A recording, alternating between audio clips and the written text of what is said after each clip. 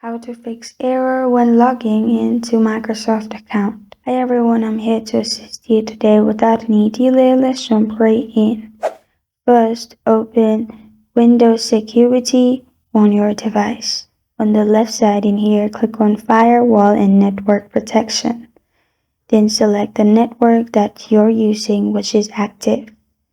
In here, you'll find Microsoft Defender Firewall. Turn it off.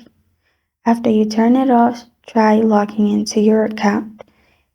If it still does not fix your problem, go to any browser and search for VPN, which is Proton VPN.